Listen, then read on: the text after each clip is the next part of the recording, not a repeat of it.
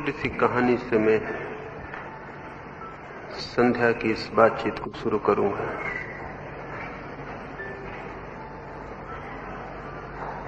एक राज दरबार में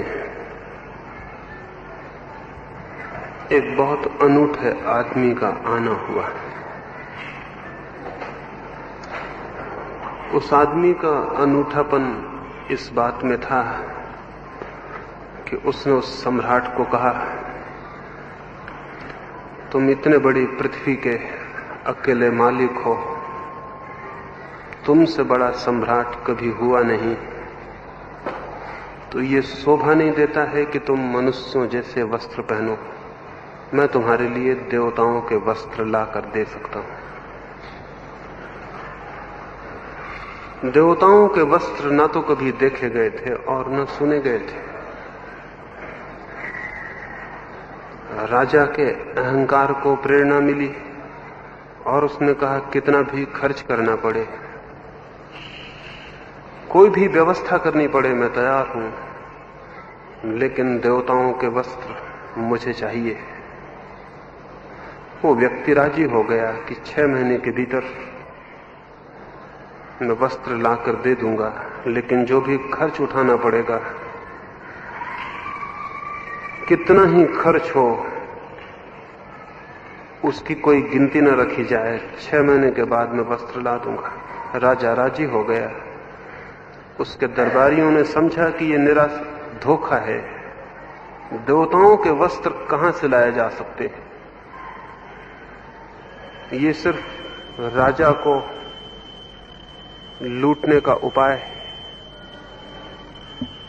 था, इसलिए दरबारी कुछ कर भी ना सके। हजारों रुपए प्रतिदिन वो आदमी ले जाने लगा। देवताओं तक पहुंचने की व्यवस्था करनी थी, फिर देवताओं के द्वारपालों को रुष्वत देने की व्यवस्था करनी थी, फिर वस्त्रों के मूल्य चुकाने थे, और ऐसे रोज रोज काम निकलने लगे। लेकिन राजा भी हिम्मत का होगा। 6 महीने तक उस आदमी ने जो भी रुपए मांगे उसने दिए। 6 महीने के आखिरी दिन उसके घर पर सिपाहियों का पहरा लगा दिया। बहुत संभावना थी कि वह आदमी भाग जाए, लेकिन नहीं, राजा गलती में था, उसके दरबारी गलती में थे। वह आदमी भागा नहीं। नियत दिन पर, नियत समय, वो एक बहुमूल्य पेटी को लेकर राज दरबार में उपस्थित हो गए। सारे गांव के लोग इकट्ठे हो गए थे।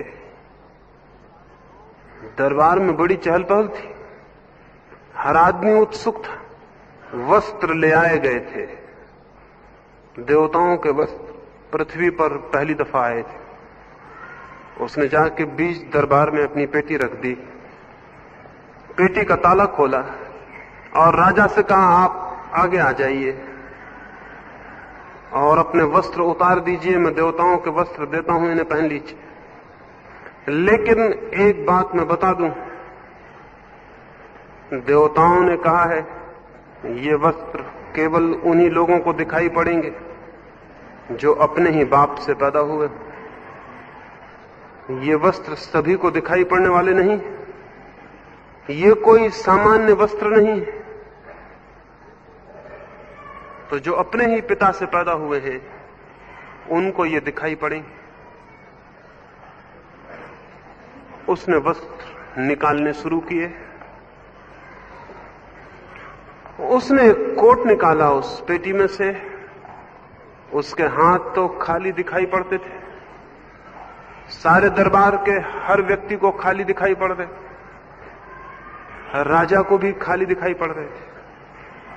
लेकिन उसने कहा, ये लीजिए कोट, अपना कोट अलग कर दें और इसे पहन लें। राजा को अपना कोट अलग कर देना पड़ा। हाथ खाली दिखाई पड़ रहे थे, उसमें कोई कोट नहीं दिखाई पड़ता था।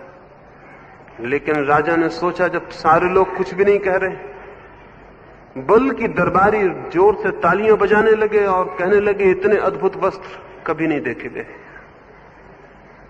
प्रत्येक को मालूम पड़ रहा था वस्त्र नहीं है, लेकिन कौन ये कहलवाए कि वो अपने पिता से पैदा नहीं हुआ? ये भय, ये फियर भीतर काम करने लगा।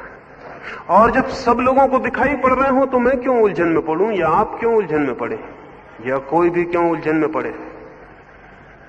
प्रत्येक ने यही सोचा। किसी को भी वस्त्र दिखाई नहीं पड़ रहे थे, लेकिन उस दरबार में तालियां गूंजने लगी और वस्त्रों की प्रशंसा होने लगी, और प्रत्येक व्यक्ति दूसरे पड़ोसी से तेजी से प्रशंसा करने लगा, ताकि ये तय हो जाए कि वो अपने ही पिता का पुत्र है।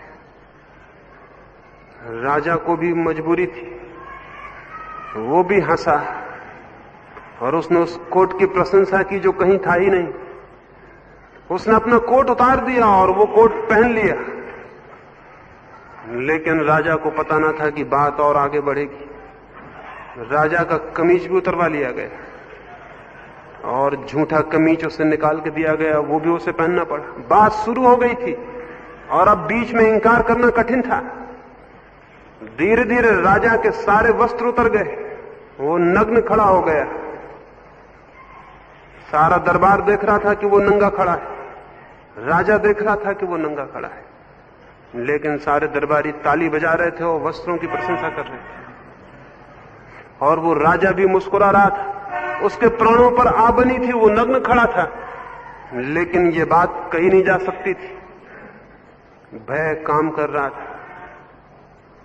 अपने हाथों अपने पिता पर संदेह, अपनी बेइज्जती और अपमान, और इन सारे लोगों के सामने, अपने ही नौकरों चाकरों के सामने, और जबकि सारे लोग तालियां बजा रहे थे। उस आदमी ने जो ये वस्त्र लाया था कहा,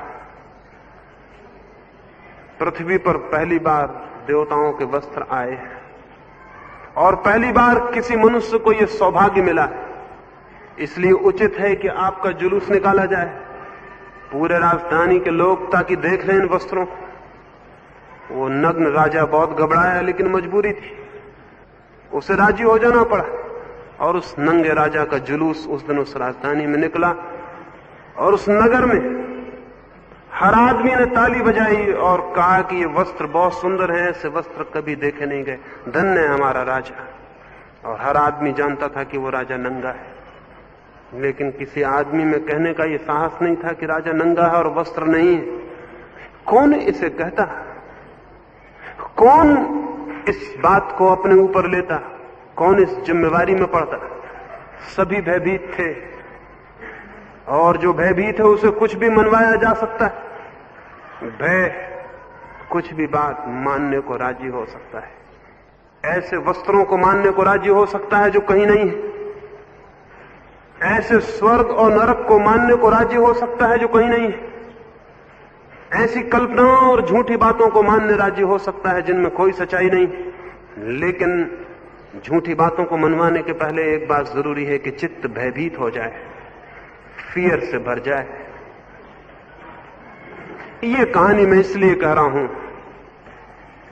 कि जमीन पर मनुष्य ने बहुत सी ऐसी बातें मान रखी हैं जिनके मानने में भय के अतिरिक्त और कोई भी कारण नहीं है। और उस राजधानी में जिन लोगों ने उन वस्त्रों की तारीफ की थी, आप अपने को उन लोगों से भिन्न मत समझ लेना। आपने भी बहुत से ऐसे वस्त्रों की तारीफ की है जिनका कोई अस्तित्व नहीं है, और आपको दिखाई भी पड़ता है, लेकिन आपके पड़ोसी तारीफ कर रहे होते हैं, और तब आप इतना साहस नहीं जुटा पाते कि भीड़ से अलग खड़े हो जाएं। भीड़ बहुत बड़ी कमजोरी बन जाती।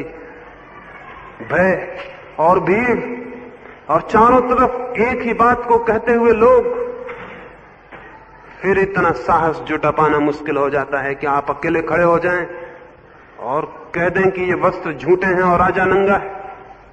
उस राजधानी में भी कोई इतना साहस नहीं जुटा पाया था। एक छोटे से बच्चे ने हिम्मत की थी और अपने पिता से कहा था, पिताजी मुझे तो राजा नंगा दिखाई पड़ रहा है।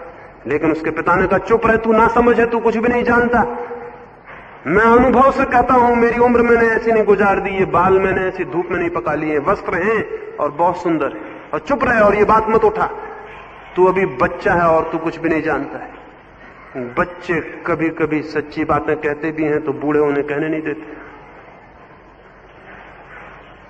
क्योंकि बच्चों को पता नहीं है उस भय का जो बूढ़ों को पता है। और बच्चों में भी वो समझदारी नहीं आई, वो समझदारी जिसका चालाकी दूसरा नाम, वो कनिंगनेस अभी उनमें पैदा नहीं हुई जो झूठी बातों को सच कह सके। उन्हें कई बार सच्चाइयां दिखाई पड़ जाती हैं।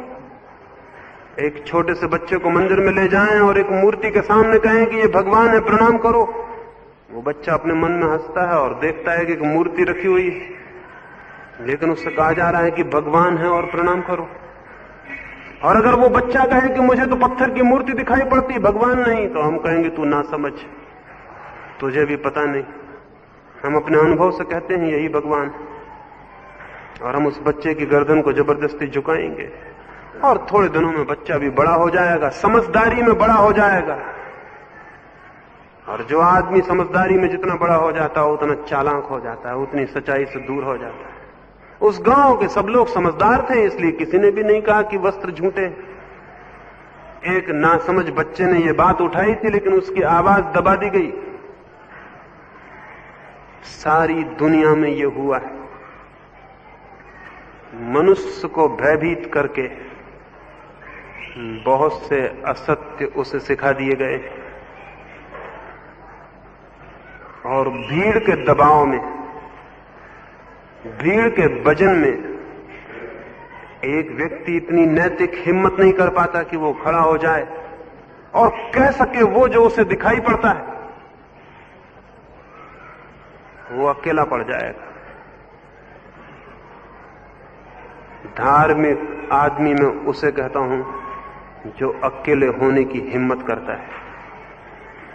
जो आदमी भीड़ को स्वीकार कर लेता है वो आदमी धार्मिक नहीं, वो आदमी कभी धार्मिक नहीं हो सकता।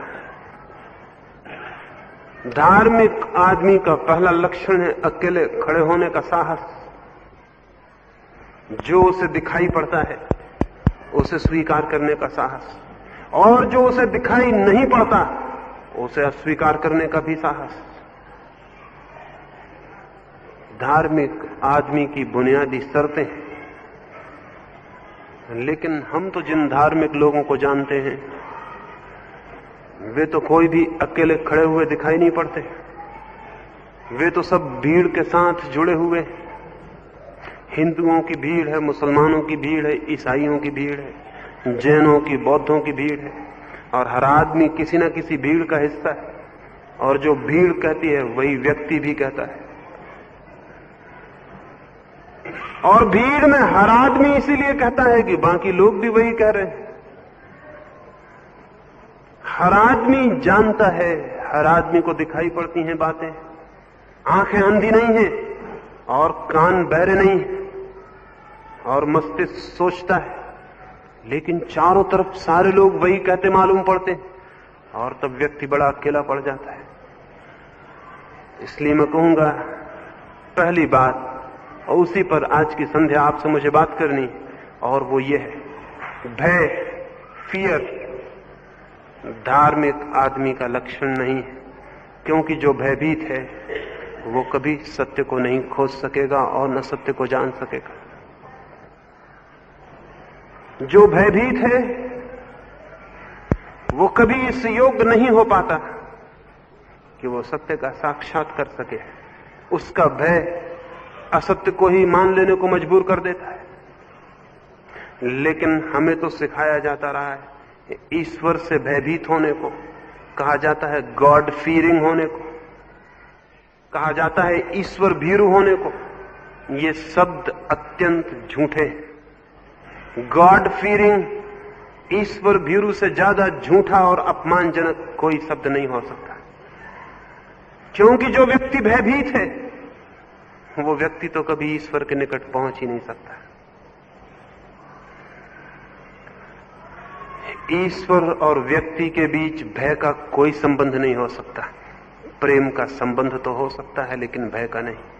और स्मरण रखें, प्रेम और भय सर्वाधिक विरोधी बातें हैं। जहां प्रेम है वहां कोई भय नहीं और जहां भय है वहां कोई प्रेम नहीं। जहां भय है वहां घृणा तो हो सकती है लेकिन प्रेम नहीं हो सकता। और जहां प्रेम है वहां भय कैसा, वहां फियर कैसा।